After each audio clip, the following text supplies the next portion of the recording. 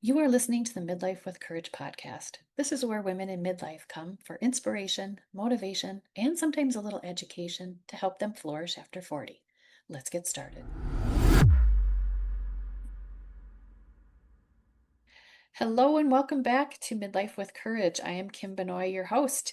Today I have a wonderful guest with me. Her name is Maria Toso. Welcome to the podcast, Maria. Thank you so much, Kim. Thanks for having me. Yeah, today we're going to talk about triggers, emotional triggers, and how to heal them. And I'm so interested in this. I can't wait to jump in. But before we do that, why don't you just tell the listeners a little bit more about yourself?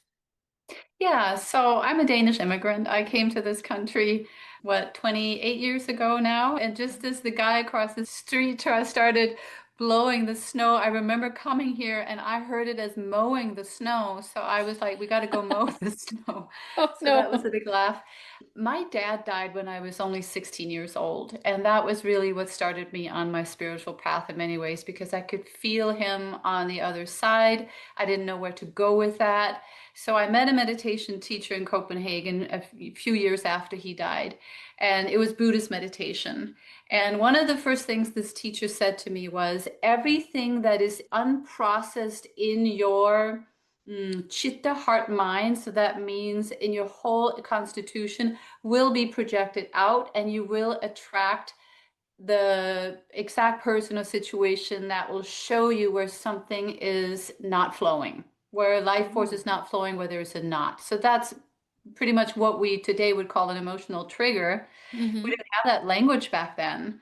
So the idea that I had something to do with somebody, not being kind to me was a radically new way of looking at it.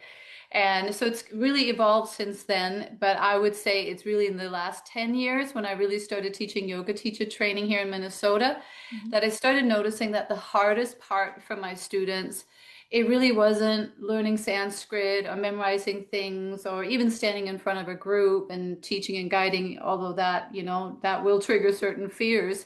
Sure. But it was sitting in meditation and just being with yourself, with your breath, and with your body.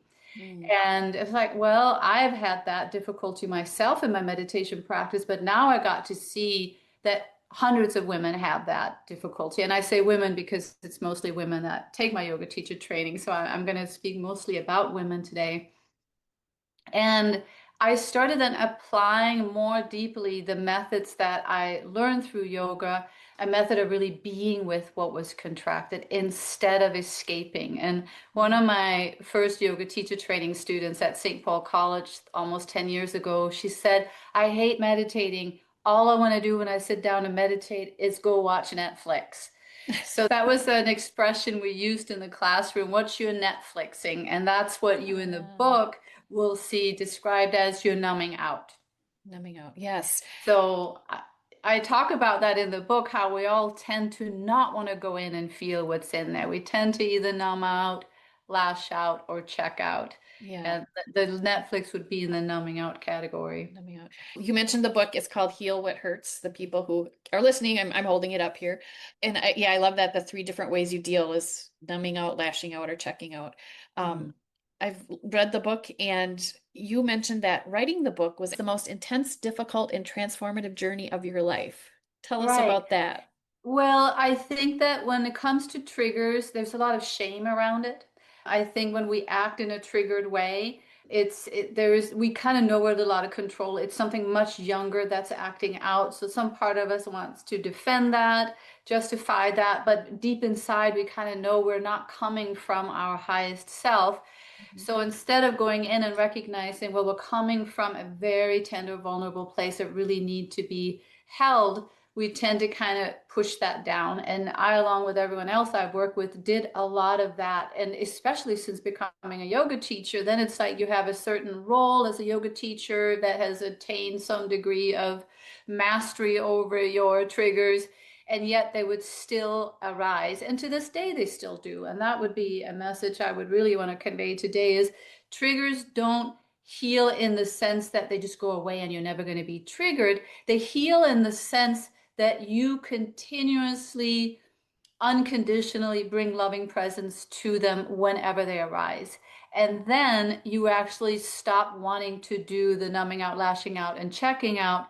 And every time you feel a trigger arise inside the body, we'll talk more about how that shows up as a Mhm. contraction somewhere in the body. It's with the same enthusiasm that you would hopefully have most of the time toward a child crying. It's like, Mhm. oh, I'm going to go hold her. I'm going to go Mhm. be with her. I need to be with this. Mhm. You need to Right? take care of Just as it. you wouldn't go into a crying baby in a dark room who woke up and is needing to be held and hand them a lollipop or give them an iPhone or say, well, why don't you just watch this movie? We want love when we're scared and contracted across the board. That is the healer. And Mhm. any numbing agent we might choose and have shame around is a substitute for love. Sure. In so many things I've been learning, we need to start with ourselves and taking care of ourselves first. Yeah. So this is just one other example. Why don't we first just take a little step back and talk about what a trigger is? Hmm. Because the way I see it is, especially we're recording this before the holidays, there's a lot of triggers for me during the Hmm. holiday season. Triggers are they can be people and situations, correct? So, actually, what comes to mind when you say this is Ram Dass, the spiritual teacher. He once said, "You think you're enlightened? Go spend the holidays with your family." So, the way I talk about triggers is someone says something and something inside of you contracts, and all of a sudden Mm, you have less access to your higher self, your more spirit guided self, and you're thrown back into acting like exactly the age you were when that trigger was first put into place. So, say mm, your big brother bullied you when you were 5 mhm, repeatedly, and it brought a lot of shame and fear around a certain tone of voice or something he could do. Well, now mhm, you go have dinner at the age of 50 with your brother, and all he has to do is talk in that tone and throw a mm, couple of words at you, and all of a sudden you're reduced to a 5-year-old that has no power. And mm, so, since all of these triggers, in my experience in working as a coach with clients and so much with myself, when we trace it back, your brother at 50 says something, you feel your heart clenching. If you manage not to lash out, don't talk to me this way, or numb out, give me another glass of wine, or check out, I'm just not feeling this, I'm going to be really cold and just analytical about it. mhm, If you manage to say, excuse me, I got to go to the bathroom, and sit with that triggered place and just stay with that. And you can't stay in the bathroom forever in the middle of your holiday dinner, but no. if you're able to sit with that for a moment, you'll very likely have memories around what it was like to be 5 in that dynamic. And if you, in that moment, to that triggered energy, can bring loving presence, it actually starts to relax a little bit. You might Mm, momentarily have sadness and fear mhm, because the triggers, in again, kind of my little own spiritual research here, they always make us feel not loved, not safe, like we don't belong. It tends to be a mix of that, or maybe one is stronger than the other. And if mm, we can bring a lot of loving presence to that feeling of not feeling loved and safe and like you belong, it relaxes. And in that moment, you might be able to see, well, either your brother's deliberately saying the thing that he knows can kind of, goat you, mhm. or it's unconscious on his part. But whatever it is, it actually has nothing to do with you. And you're able to sort of come back and be more in touch with your higher self and bring that to the party, so to speak. Sure. So let's talk about how you know if you're being triggered. It Hmm. shows up in your body. Yes, very Yes. much so. So the first 2 chapters in the book, they are all about becoming grounded in your body Mhm. and being very aware of your breath. And Yes. the moment you draw your awareness to the act of breathing and your physical body, the mind slows down. So you actually become more present.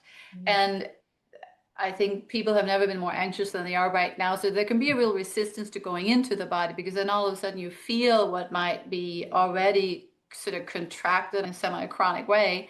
Mhm. But if you relax the body and you end up deepening your breath as you move through the breath exercises, you end up more present in your body, then you'll catch the trigger sooner. Mm. Because from the moment you're triggered, and things contract. If you think of yourself as a vessel for your spirit, and now you contract, something has contracted and it kind of contracts the whole vessel and it's smaller. You now have less access to, and you're less of a container for higher self. You're going a little bit more into survival mode at this point. If you react from that place, again, you're going to react from that childlike place. Hmm.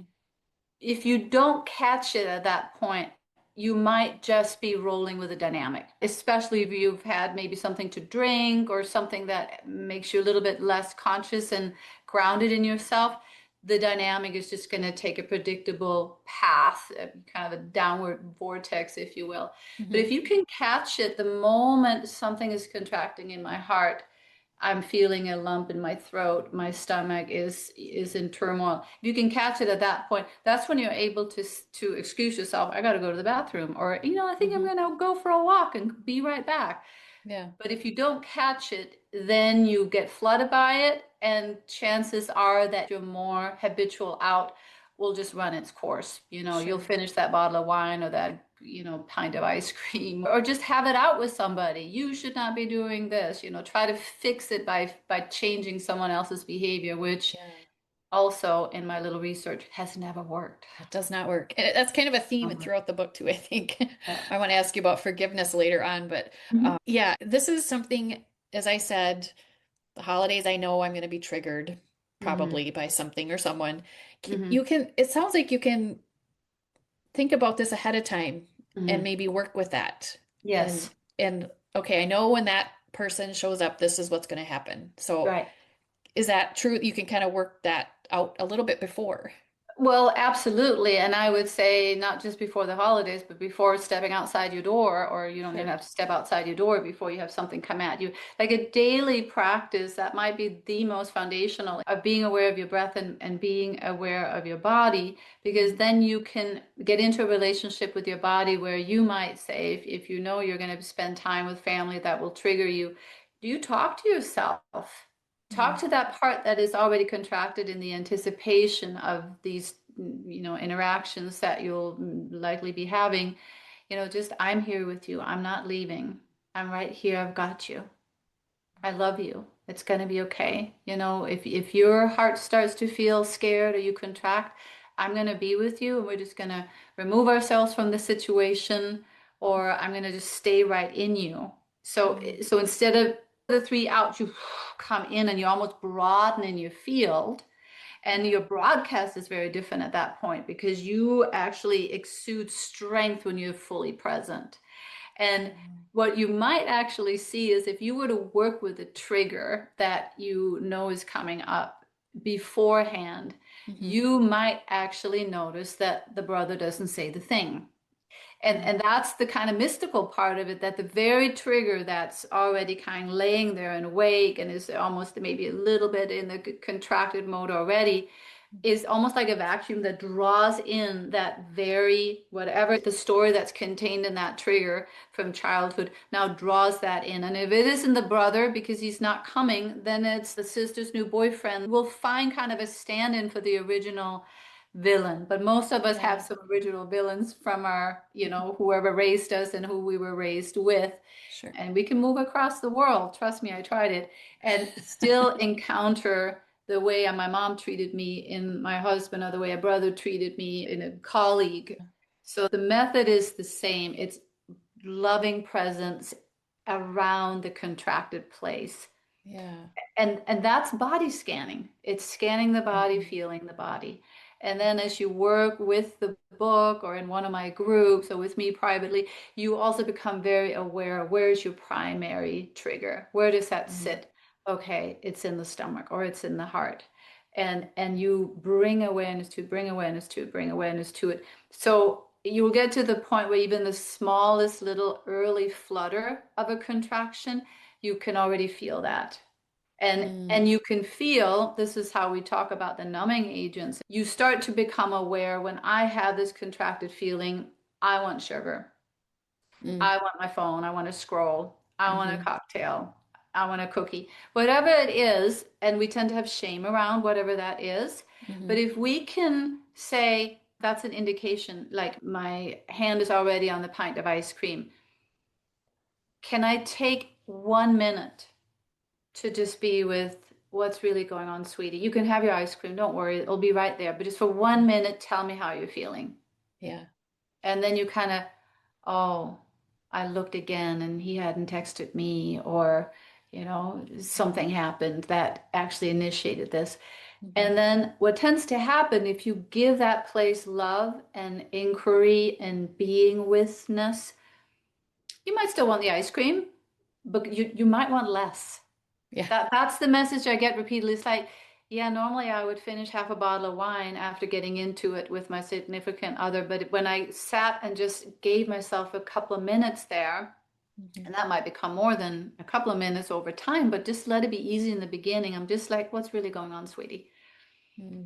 Then it might become a glass of wine or half a glass of wine. And that's very different than I got to discipline myself. I can't have ice cream. I can't have wine. I can't scroll on my phone, bad Yeah. and shame. And that's very different from what you really want right now is love. I'm going to give you some love. Yeah, that's such a huge mindset change, really. Mm-hmm. That's what it comes down to. I love that. That's amazing, Mm-hmm. Maria. Mm. It seems to me too that it would take time to get to that place where questioning instead of grabbing the ice cream or the wine or Yes. whatever, because that's easy. Yes. It's easier to do that and go down the numbing Absolutely. out, checking out, lashing out. Yeah. So, I mean, people need to know in this fast, we want everything happening right now, fix it. This is Yeah. something that takes time. I started doing the first kind of body scan meditations and had that message given to me about how I project out what lays and knots of pain within. I started doing that when I was in my late teens, and I Mm. just turned 55, and I never stopped working on it in one Uh, way or the other over those years. So yes, it does yeah. take time, but it's not like suddenly you wake up. Well, I guess there are teachers that wake up fully enlightened and then they never have to deal with it again. That's just not Mm. my experience, but Yeah. it's an experience of ever increasing self-love, but also what I think is unique in my book is divine love. Like we Yeah. have, this is from the yogic perspective, but the Christian perspective as well, the kingdom lies within. Be still and know that I am. Hmm. That the love of God is within us Hmm. and that love is accessible. If we contract and go into these out modes, we're not accessing that to the degree that we could. And if Hmm. instead we say, oh God, please help me. My heart hurts so bad. Please be with me right now. Send your loving light deeply into my heart right now. Hmm. In that moment, that prayer, and each chapter is preceded by a prayer, which I didn't have that in there initially. It's like, why am I not putting that in there when that is actually what made the difference to me? And Hmm. it feels so personal what your faith is and how you articulate that. So Right. I had put God, my publisher said, let's just put the divine. That's a little more generic. But whatever your faith is, if you have any, I would say even an atheist probably believes in love. So then Hmm. say, please, power of love, come and be with this place that is contracted within me now.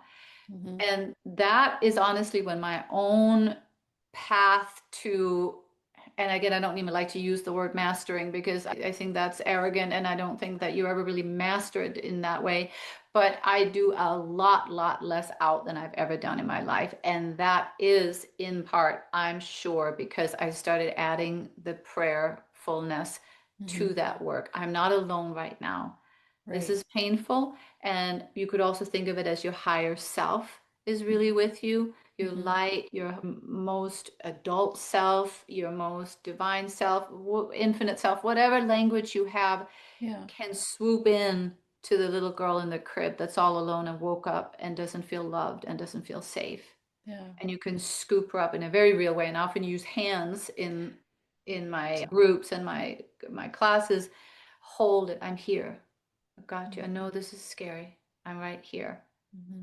And I'm running two groups simultaneously right now. And one of them in particular, the women, they're all women in that particular group, and they keep saying, oh, it feels so odd to say I love you, I'm here. And one is a nurse. I say that to people all day long, Hmm. but I do not turn that energy toward myself. So I think there's also sort of a greater healing of the feminine of women's role. Like Yeah. we ooze love and compassion onto our families and many of the Right. roles we take on in society. But how often do we actually turn that fully inward.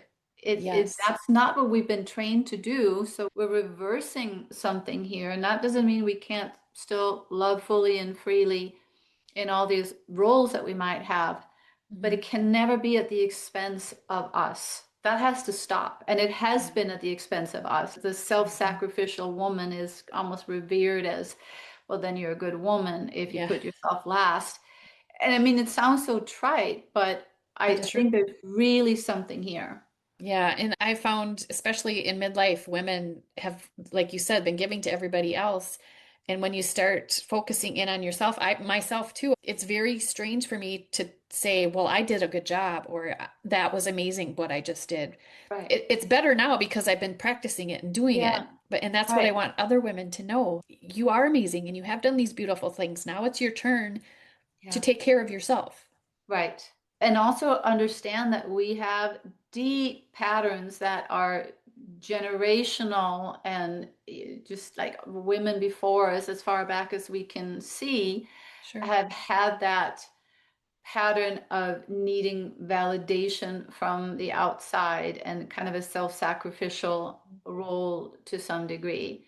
So that's huge as well when I teach people to become yoga teachers, and they're really up against that when they stand in front of a group to be fully, solidly in your ego. Well, isn't that egotistical? You know, am I not a little loud now? Am I being a boss, babe, or whatever? Yeah. And it's like, no, fully embodying yourself is where the real power lies. And it's not even power, I don't know how to say it. It's a strength.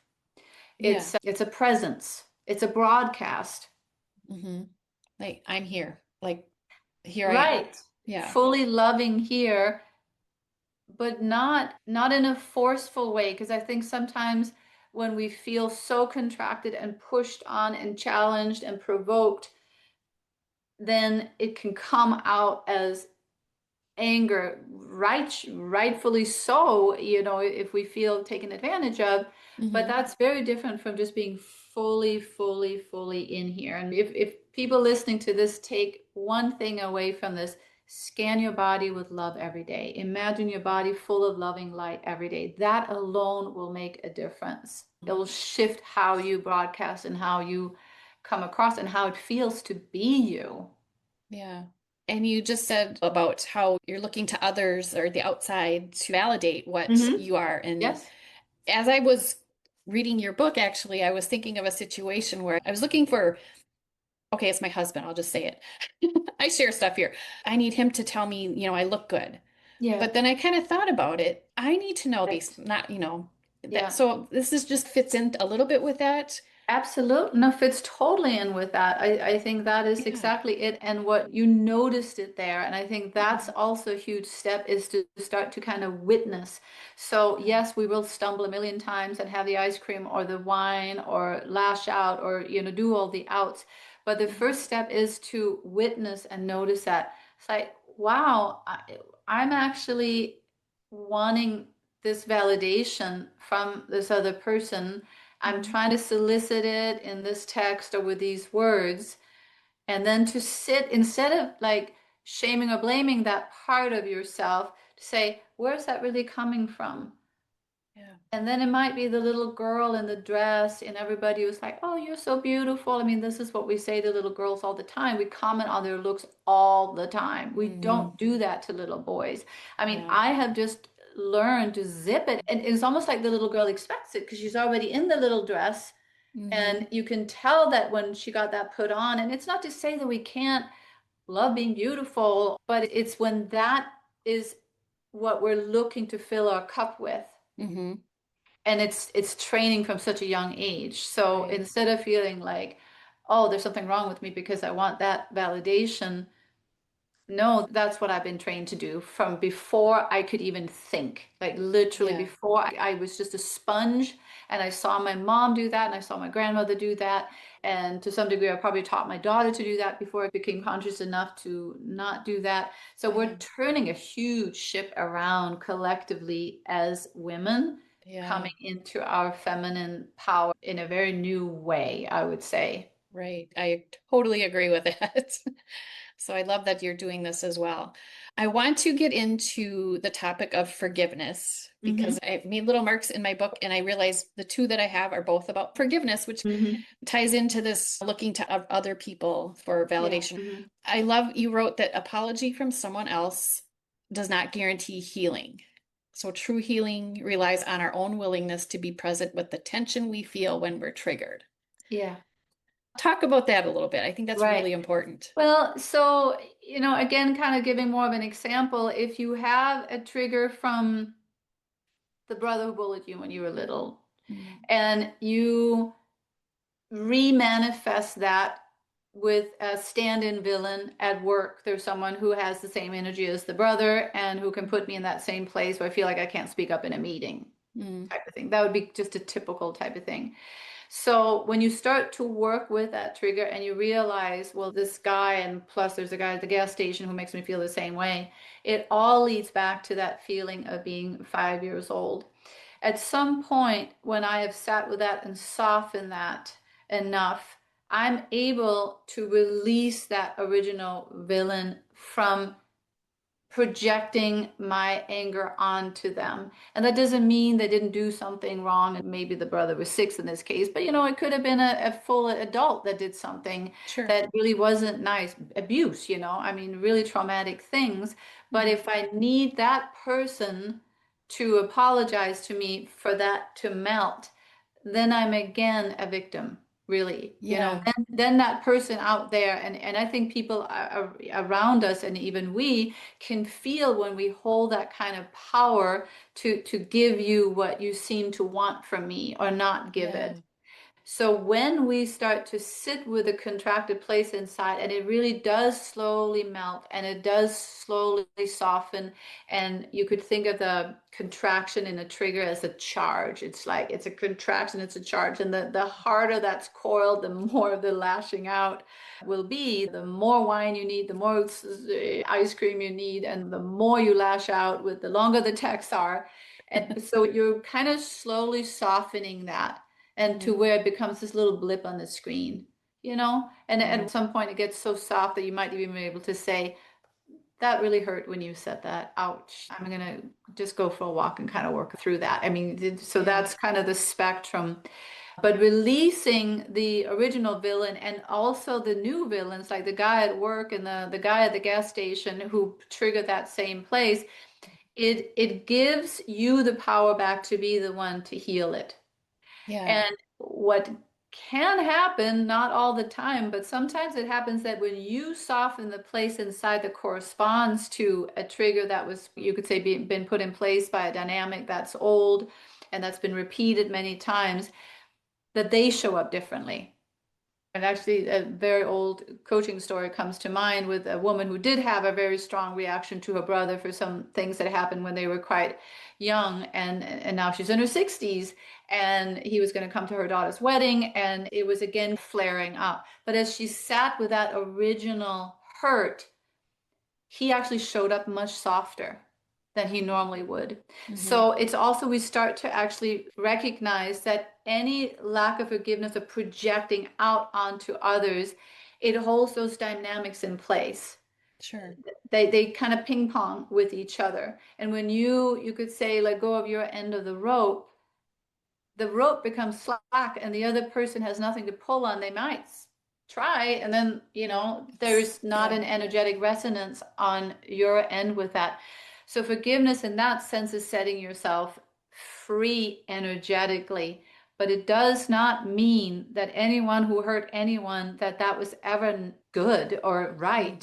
Hmm. That's Yeah. always not good. And I think there's a maturation of forgiveness. I think if we forgive too soon, it's almost a little violent toward ourselves. If Hmm. there's really deep trauma, then to say, I forgive you, and maybe even have it flavored with, it's okay, I'm okay. It's like, no, that really, really hurt and gave me a lot to work with, but Yeah. I release you. So maybe in some ways you could say forgiveness is more along the lines of releasing than it is any kind of It's okay what you did. I will say when you start to work with forgiveness, and especially the softening of the triggers that you feel are attached to a certain other person, when your own area, and it's usually a specific chakra, starts to soften and open, you actually start to see the humanity in the other. And that Mm, again doesn't mean that it was okay that they used a very bad strategy to meet a need, but you get in touch with the need behind their strategy, which yeah, is woundedness in their own right.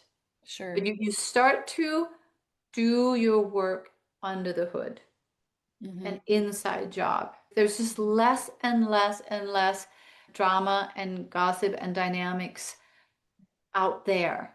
Hmm. It's a different way of relating to one another. Yeah. And it's a different way of being friends. I don't know if you got that far in the book, but toward the very end, and that was actually toward the end of my own process that I put that in there. I called the chapter originally "How to Be a Heal What Hurts Friend," and Uh, the editor suggested a new paradigm for friendship, which is great too. But what if you call me and you tell me what a jerk your brother is, or your husband, or whoever, for hurting you? hmm. That instead of me jumping in and agreeing what a jerk he is and you should maybe divorce him and why are you even with him and whatever, the way we can kind of go at it, like I just reinforce the reactivity you're already in. What Right. if I said, oh my God, Kim, that must really hurt, ouch, let's just Mm. sit here together for a moment. Where do you feel that in where's that showing up in your body? I know if it were me, it's my heart. Yeah, wow, it's my stomach. Can we just sit here together for a moment and we'll just imagine light in your heart, in your stomach together. And then what would likely happen is you would cry Sure. instead of spewing all this energy about the impending divorce. Yeah. And I mean, there is no impending divorce, but I'm Yeah. just playing Yeah. around here. No, but that energy Um, is different. The It's, energy is very different. I'm yeah. addressing the contraction in your body, and I'm willing to be with you because it's very, very vulnerable to go into that contraction in the body. Hmm. That's when we feel like defenseless 5-year-olds. Yeah. And who wants to feel like a defenseless 5-year-old when you're 55? Yeah. Well, I do actually, but that took me a long time because I trust myself and God enough that Hmm. my 5-year-old is safe between me and the divine. We are all this 5-year-old needs, Yeah. and the 5-year-old can relax in our arms, so to speak. Yeah.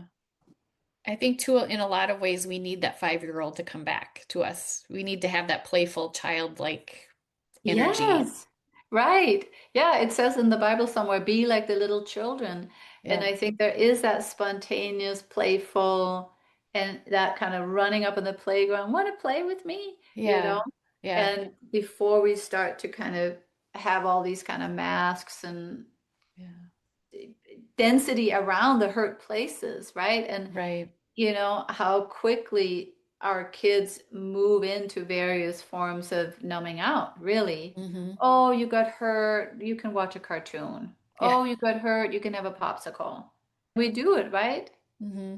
Hmm. And but having empathy with that need to numb out, I think is super important so that we don't shame ourselves for that.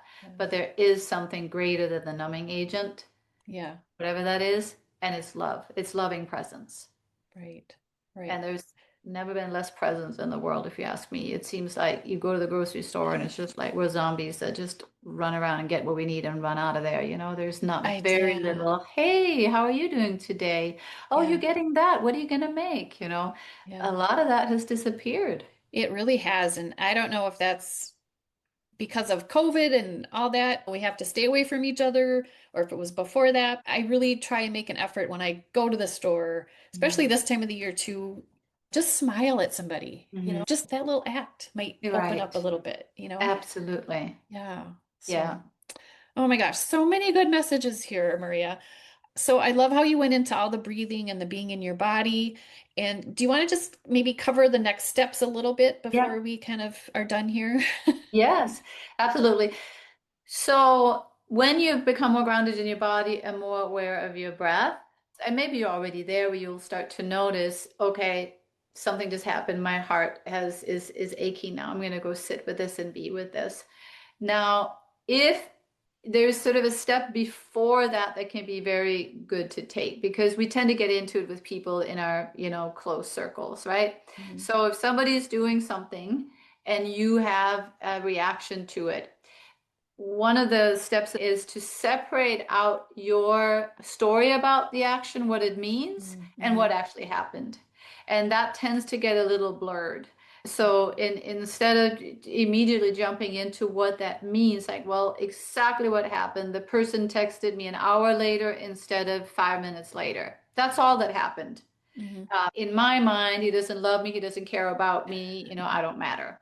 I mean, Right. this is like such a classic, right? Yep. So when you can go in and say, okay, we're going to separate out, and the little exercise for this is in the book, so it's a little easier when you have the book in front of you, but you separate it out. He texted me a 4:55 instead of a 4:05. Mhm. And he said, I'll be home at 6. He doesn't love me, he doesn't care about me was wrapped into that story. Now I'm separating that out as my feeling and reaction, the story I'm creating about it. Mhm. Now, there's methods there that would have you just go in and say, hey, is that really true? So you're working on the mind level. Is that really true? Let's get some examples here of how that's not really true Mhm. and convince myself in the mind that I'm just overreacting. Mhm. Now, what I would have you do is say, okay, when I believe that story, if you believe that story, he doesn't love me, he doesn't care about me, Mhm. go into the body, feel your breath. And now I'm going to poke at you with that story. He doesn't love you. He doesn't care about you. He doesn't love you. He doesn't care about you. And eventually you'll feel a place in the body that will contract. Okay, now Mhm. you don't need that story anymore. That was just a messenger to show you what this was. So now Um, instead you can go in and hold this place and sit with it. And mhm. sometimes the holding and sitting with it is just that. Like a scared child coming home from kindergarten after a bad day just needs to be scooped up and sit in mama's lap. And then we'll, Mhm. oh, I'm ready. I'll go run play now. Yeah. Other times that little kid might have something to tell you that didn't want to play with me. I was the Mhm. only one who didn't get picked or chosen. Mhm. So they were all playing and I was sitting on the bench. And then the Mhm. teacher scolded me for something. Yeah. So now I'm there, oh, that would have felt so lonely. I'm so sorry. I'm Mhm. right here. I love you. I've got you. And then that can start to soften. Now, if you come back out after you've been with the place that contracted in the face of your own words, and now you read the text again, all of a sudden, I guarantee you that's going to be a lot less upsetting. Okay. Mhm. And Mhm. and the story will be a lot less upsetting. Maybe the story will be, and you might not know the truth yet, but it could be, well, I mean, the guy could have been in the middle of something, may not have looked at their phone. There's all kinds of other possibilities. But even if the guy literally just didn't think it was important enough to answer for a whole hour, you're going to feel a lot better about it because it's going to feel a lot less like he doesn't love me, he doesn't care about me, because it's not tied into that story that Sure. lives in the body. So that's kind of how the steps go, that you actually use the current circumstances, the current hurts to locate where it is in the body. Mhm. So instead of, this is a tall order, this took me a while, but instead of being afraid to be triggered, you start to look forward to being triggered because it's an opportunity for healing. It's Um, like, so instead of being upset that, oh no, I discovered I have a sliver here that's infected in my hand. I wish I hadn't noticed that. Now it's like, wow, I'm so glad I bumped that up against the corner of the table, even though it hurt, because now I can address it. I'm going to tend to it, make sure it heals. yeah. Right? So if we Yep. can think of our triggers as that, it's like, wow, here is a part of me crying for love. And Yeah. I have the capacity. And even when I think I don't, I can call on the divine that is in the center of my being to bring to this place within me that needs love. Yeah. And then it's like loving not softening. And I promise you, your body will get healthier. You will get lighter. Things will flow much more smoothly. And the Mhm. triggers will get less and less. Yeah. In my opinion, if you don't do this love work, they get worse. Sure. it's like they contract more over time, and the numbing agents stop working. So instead of, I used to just be able to have a glass of wine and then it was fine. Now I need two, now I need three, now I need a Mhm. bottle, now I need a gallon of ice cream. The outs tend to intensify. When we get to our age, they will start to cripple us physically, Oh, yeah. in my opinion and experience with my own body. And I'm Mhm. still going through layers of that. I've Mhm. just gone through kind of a gastrointestinal thing that I had to address. And the layers of that, it's never just physical. There is emotional, old Mhm. childhood stuff like in my intestines. And Yeah. there's permeability in my intestines that I've had to address. And it's like, wow, that's the permeability that I have in my boundaries. And Mhm. so it's always loving presence that continues to shield Mhm. me, also from overgiving and all the things that we talked about that Mhm. women do. Sure. The good news is we have the medicine inside of us, the loving presence medicine. We are capable of that, and the loving light of God is within us. Like I Mhm. feel that so strongly that I feel like I can say it as a fact, and Yeah. we can bring that to the places that hurt. Mhm. And it's actually not that difficult. It's really not rocket science. You might need a little help and, get my book. That will definitely be a good start. Yeah. The bad news is if we don't do that loving work, we keep repeating the very dynamics that hurt us. And if we divorce that guy that's doing the thing that reminds of our dad, then we'll go on a dating site and we'll pick the exact person who will also do that. You might not notice for 3 months, but then it'll become clear. Right. And that I've seen over and over in my own Sure. life and clients' life, that the inner pattern that's being projected out and becomes our reality, Mhm. that can only change in here. Right. Right. Um, That's a big lesson for all of us. Almost mhm. everything I talk about, we have to go inside and take care of what we need, and then that will branch out.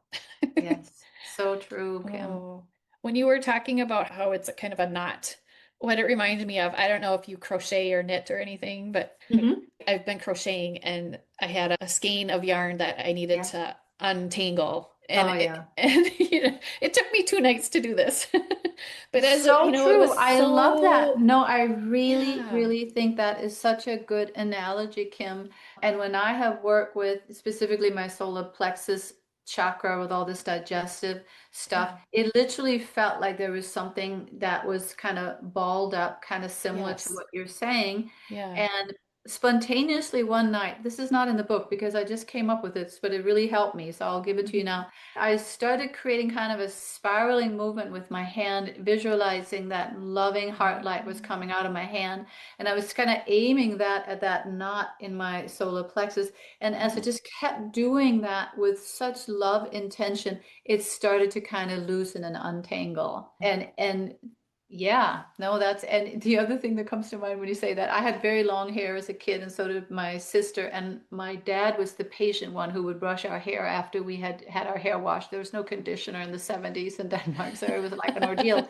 But if he came upon a knot, he would just sit very, very mhm, patiently and mhm. pick them apart, whereas my mom would just try to brush through it. But it's yes, so it is that. Yeah, It's love, it's patience, it's kindness, it's all the things that yeah, love really is that we yeah. apply to it. The holding, the kindness, And um, time. time, patience, Hmm. right? Love is Hmm. patient, love is kind. Yes, for sure. Oh my goodness, Maria. I feel like we should just keep talking about this. Where would you like people to go to find you? Website mariatoso.com and go into the section that's called Heal What Hurts. And there are the options kind of for how you could work with me. I think the first and easiest would be to get the book or give the book to someone.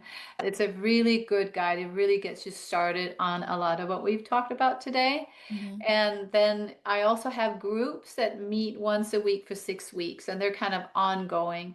And that's Okay. this intimate, very kind of cozy, confidential container of people that are willing to work with these things and have the field of presence that you create together, and also my guidance. And then there's also one-on-one. If you really want to dive in there, I can definitely help you get in and do the process that I described today Sure. with you. And then just yesterday, I started composing like a mini guide for how to do the Heal What Hurts meditation on Uh, your own. hmm. So that's going to be ready like very soon, as like just a freebie where you can just sit and do this in your own body. Oh, nice. Do you record the meditations for people? I also have the meditation, the Heal What Hurts meditation specifically. And Okay. yes, I actually have versions of that meditation available on the meditations in there. They can't be the exact ones because, that belongs to the publisher, but it's Okay. versions of it, the breath and the body. And you want to go to the resource library on my website. I should have Okay. mentioned that.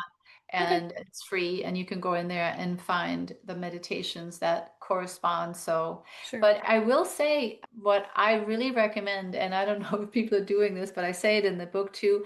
The meditations in the book, if you record them on a voice memo and Hmm. hear yourself talk to Mm. yourself. I mean, some Hmm. people don't like to hear their own voice, and then that's not a good idea. Yeah. But we are trying to create this relationship where my voice, my soothing meditation voice, is here to hold and soothe the wounded Right. me. So if you had those meditations ready with your own voice, so next time Yeah. you're upset, you listen to that coach part of yourself speak to Right. the wounded part of yourself. I've had some really powerful experiences listening to my own meditations, Yeah. and really feel like I am both the coach, Mm. illuminated, wise Maria, and the wounded, sad, lonely, I'm not loved, I don't belong Maria. And the two can come together in Sure. that way. But then again, I've also heard people give me feedback on the book where they just read the meditations, and they read Mhm. a couple lines, close their eyes, read a couple lines and close their eyes, and have a Yeah. profound experience that way. Yeah. That's kind of what I did. I just had to read through them and just take my Yeah, time through them. So very right. cool. That seems to work. Yeah, very nice. So I guess we have to say goodbye.